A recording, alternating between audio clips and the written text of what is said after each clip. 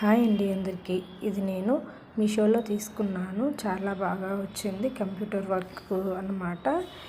ఇలా gold colour థ్రెడ్తో వచ్చిందన్నమాట. చాలా బాగా వచ్చింది. ఇది బ్యాక్ పార్ట్ ఇలా చిన్న చిన్న బూటీస్ వచ్చినాయి. ఇలా ఇదేమో హ్యాండ్కి వచ్చింది.